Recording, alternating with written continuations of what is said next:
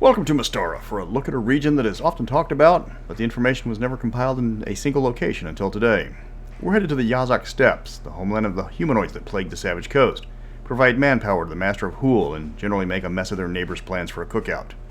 So what's there to do in a region plagued with raiders and protected by magic? I'm Mr. Welch, and it's time to dance the two-step. The Yazak Steppes made their first appearance in Temple of Death, where it is shown to be adjacent to Hool, but nothing was really mentioned past that until the Red Steel box set came out and more information was slowly leaked. They appeared in X9, the Savage Coast, but again without any real information. It's literally just two words on a map. We don't know the history, the population, or anything about the environment.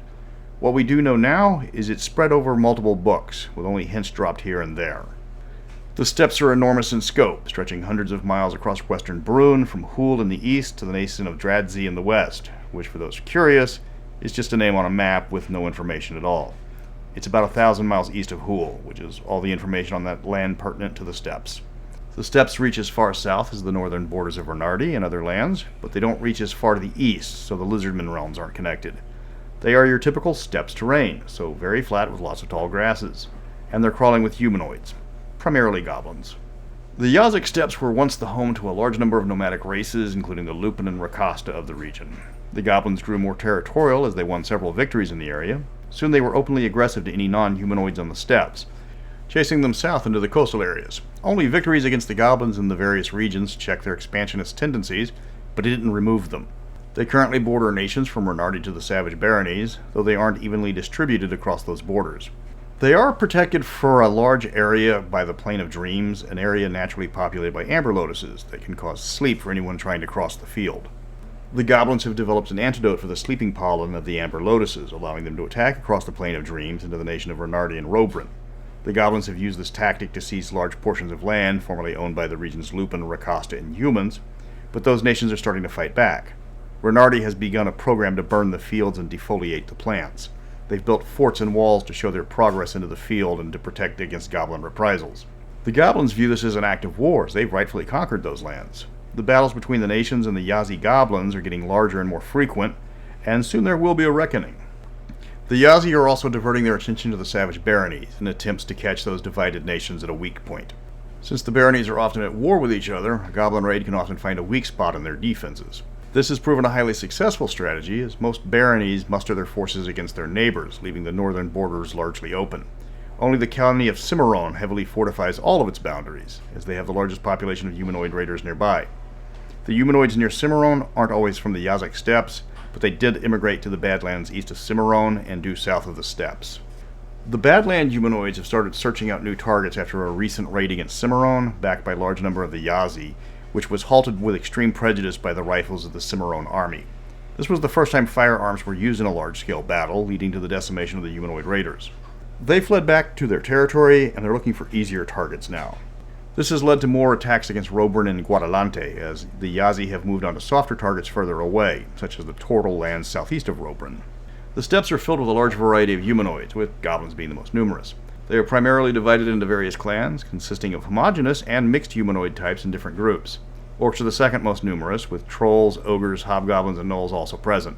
There are several greater clans and countless minor clans, and they cycle between attacking each other and banding together to raid the nations surrounding the steppes. When they aren't attacking each other, they're trading with one another, and they will make and break agreements regularly. There are 5 major tribes found in the Yazak Steppes, all of which are found in the southern regions. There's not much to raid in other directions, and if you get too close to Hool, you get to serve in the army of the Master. There are several minor tribes in the Badlands that are arguably part of the Yazak Steppes, but they have their own culture and don't deal with the more nomadic northern tribes that much. The 5 major tribes are the Hupkur, the Huptai, the Kutai, the Dankuk, and the Goslok. The Tai Luk tribe was considered a great tribe for a while, but they were defeated recently in a massive battle against an unknown foe that decimated their numbers and apparently stunned the historians so much because of the brutality that they didn't bother writing down anything except for a single line with no details. The names actually mean something in the tongue of the humanoids. Hup means hobgoblins, ogres are Kur, goblins are Tai, and orcs are Kut. So Hupkur is a tribe comprised of hobgoblins and orcs, while Kutai are orcs and goblins. The goblins have ruled the Yazak Steppes for 3,000 years, attacking anyone they considered a threat they could defeat. If they couldn't defeat the threat, they left it alone until they could figure out how to defeat it. This is why they left the Master alone for so long. when the Red Curse hit 1500 years ago, it didn't affect the goblins because they were outside the spread, and they didn't stick around long enough to get cursed. They crushed elven immigrants, the native turtles, and the occasional human settlers. The humanoids were happy slapping down anyone who showed up at their leisure, but then the humans started arriving en masse. The new humans were organized. The Thaiatians brought them over to be permanent settlers. They could defend themselves against the raid, and it was too late by the time the humanoids had decided to unite to drive the humans out. The humans were prepared for them. The humanoids were forced entirely into the steppes, leaving behind significant portions of their old territory. They had driven out older settlers, including the Oltecs that had once claimed the lands, but they never fought a foe as hardened as Thaiatians. Eventually, the defeats inflicted on the humanoids broke up their alliance, and they returned to being raiders. The Hupkar are the strongest of the great clans, comprised of hobgoblins and ogres. Fortunately for their neighbors, they're also located far away from settled nations and are content attacking the other tribes. The most dangerous tribes are the Hutai and the Dankut, who have allied and are planning a major attack on the baronies, hoping their combined might regain some of the lost territories. They are currently probing the defenses of the various baronies looking for a weakness. They're looking at Guadalante or Saragon, as Cimarron is too well defended for a proper attack. The baronies are aware of this new alliance and are looking for ways to break it up, or even better, to get the two tribes to turn on each other and fall about fighting. The alliance so far is strong, as promise of loot and pillage keeps the humanoids in line. While all of the humanoids common to the known world are present in the steppes, gnolls stand apart because, unlike the others, they aren't automatically hostile to the more civilized nations. This rather un-gnoll-like behavior can only be speculated at. There's a good chance that the gnolls were influenced, like the Gricalia gnolls, by Geralt Glitterlode rather than Ranivorus, so they don't possess their natural tendencies of insanity as much as their cousins. They will trade with other nations, they will hire out as mercenaries, and they can even be enlisted to fight in the militaries of many of the baronies. They aren't trusted as far as you can throw one, but they won't be shot on sight either. Several monsters are indigenous to the steppes, from the magical to the mundane. Wolves and wargs are common sights and serve as mounts to most of the tribes. Herds of wild horses are another animal that can be seen daily as you cross the region.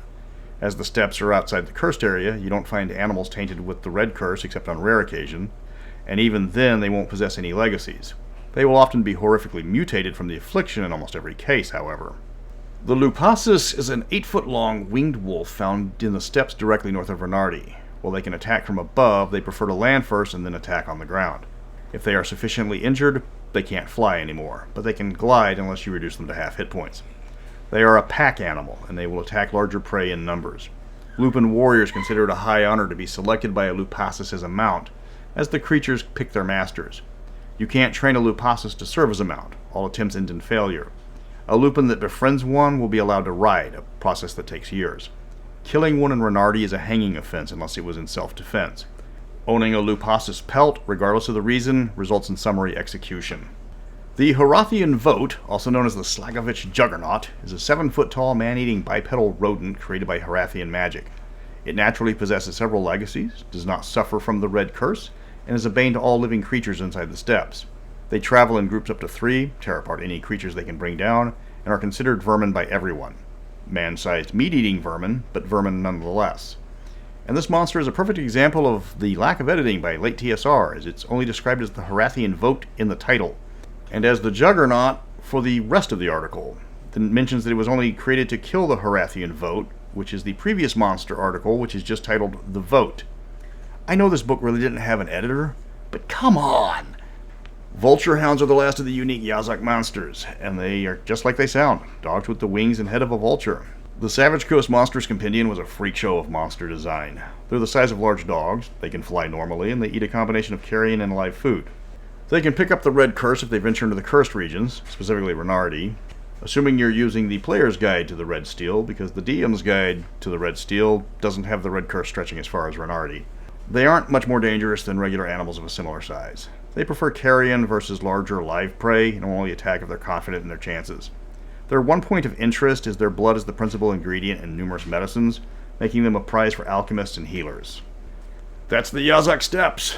This one was a pain to put together because all the information is scattered across the various Red Steel books and supplements. 6 paragraphs at a time. It's a large flat region with humanoids galore, no settled cities. You can find stock animals there, and if you try to set up your own domain when you hit name level in the steppes, you'd best be prepared to defend yourself.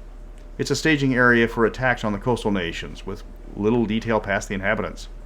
Next week, I'm converting the Golden Vault to Mystara and going into detail to how to run a heist adventure properly. I was done with 5th edition. Then somebody traded me the latest book for my spare copy of Letters from Whitechapel. Plus, it keeps me fresh, making things Mystara and all. Until then, never tell the Cimmerianian with the gun he's bluffing.